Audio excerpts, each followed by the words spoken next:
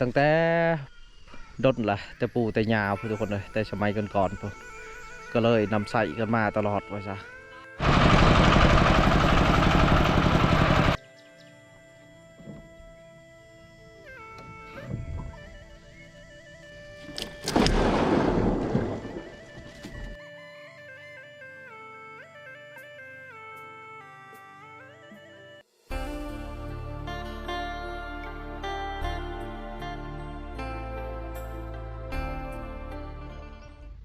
กับตักไทายแล้วก็สบายดี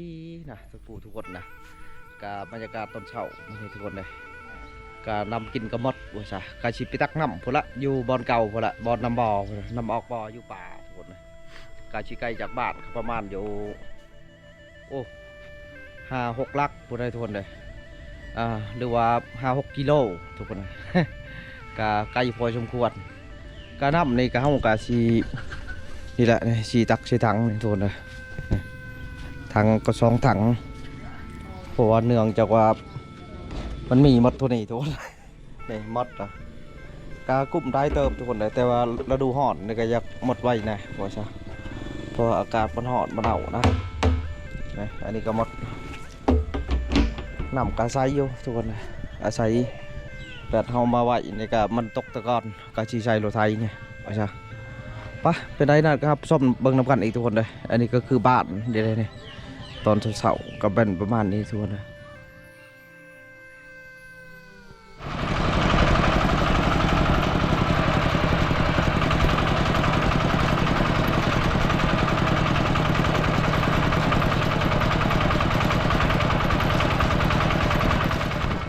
ก็ถือว่าฮอดสถานที่ตักน้ำนะทุกคนเลยก็มีรถไถ2 คันเลยมีรถไถบ้านเขาแน่พูดเดียวเจ้าน้อ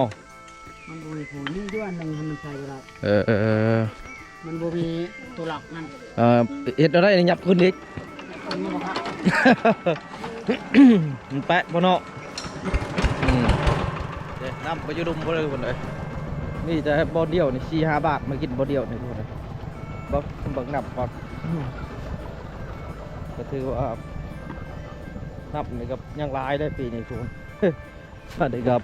พอเดือน4ในน้ำยังลายอยู่ยังลายอยู่ก็ใบตองตัวมันขุดใบตองใช่ไหมเอากลับมากับสาว2 คนหัวสาวนะ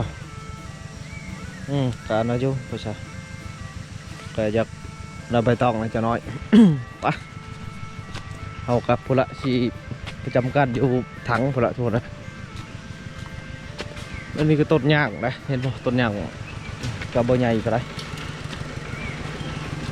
ฝนก็เสียวน้ำมันย่างเลยเดี๋ยวฝนเจาะเอาน้ำมันย่างได้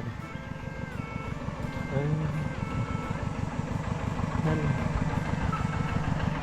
พอคนไปหูตั้งพอใช่ก็คือว่าเสียง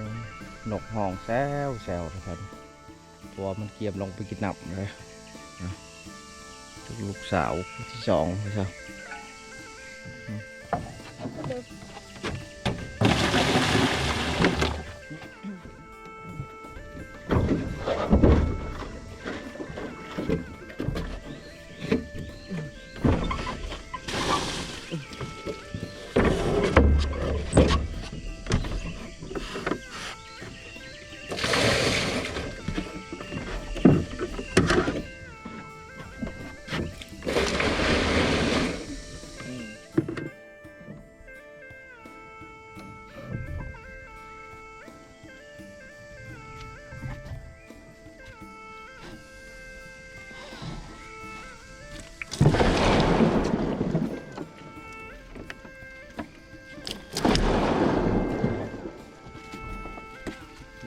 กองได้ไง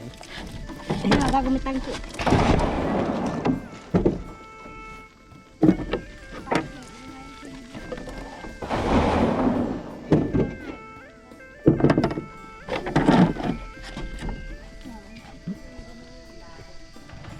มาเพิ่มมีอะไรทุกคนนะพอดีเป็น3 คันพอ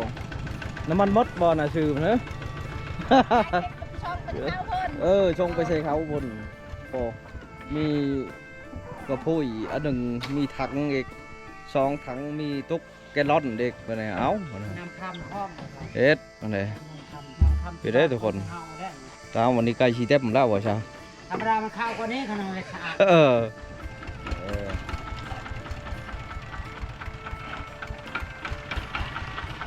เบรก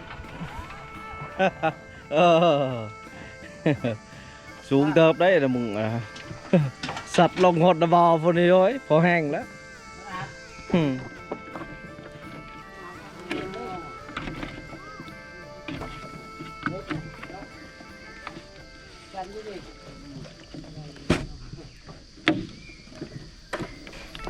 เอาไม่ได้ทำก็แล้วได้ทุกเลยแล้วยังแต่พอง่ายไปเลย ตอนนี้ก็เต็มแล้วเนาะทางนี้ก็เนาะ แล้ว มาลำหลัง มาตำหลังละนี่3 คนผู้หาบอันนี้ก็หาบเพื่อนบ่นี่กันฮะ เออเฮ้ยทุกคนทางไปจุด8ว่าซะแม่ใหญ่เนี่ยโอ้ยต้องหาบทางสีพุ่นบังกาบบังใหญ่นึง ต้องหาบทางสี2 ถังพอดีเขาเดียวเต็ม พี่ทุกคนเลยพวกสัตว์สาวาชิงเคสนี่ก็ถือว่าไม่กินน้ำเคสนี้ได้เนี่ยนำมาชิเชิมลงไปตามห้องมีน้ำมดว่าใช่ทุกคนเลยเนี่ยตอนนี้ก็ใบไม้อยากหล่นลงมาใส่ก็อยากอันนี้นะใบไม้อยากลายนะกันเอาหาตรงหายังมาสอดออกนี่ก็สิโอเคยุ่งว่าใช่เอาแบบดังยังนะพวกดังกวบดังกวาดไปยังมากวาดออกแต่อันนี้โอเคกวาดออกไปแบบนี้แหละทุกคนเลยก็ถือว่าหลายบาททุกคนเลยเขตนี้มันอุดมสมบูรณ์เลยจ้ะนี่มีที่เสียงนกเสียงหนูห้องแซวนะเป็นธรรมชาติทุกคนเลยถือว่าเขตนี้เป็นเขตอนุรักษ์ไว้เลยจ้ะแต่ว่าเป็นดินส่วนบุคคลแต่ว่าเพิ่นกับอนุญาตเอาใส่เลยจ้ะ เพราะว่าน้ำบ่อแห่งนี้นี่เพิ่นก็ใส่มากก็ตั้งแต่ดนละแต่ปู่แต่ยาพวกทุกคนเลยแต่สมัยก่อนๆพวกก็เลยนำใส่กันมาตลอดว่าซะต้นใหม่ก็หลายอยากนากันนะเอาก็สิได้เมื่อได้เหมือนที่พูดเลยแล้วเลยได้เหมือนเอาลุยแม่ใหญ่เจ้าคอยเมื่อได้แบบนี้ได้แล้วเมื่อได้แบบนี้ได้นำจาบเนาะเอาโคเชียงรถไทยใหม่แล้วทุกคนเลยมาใหม่อีก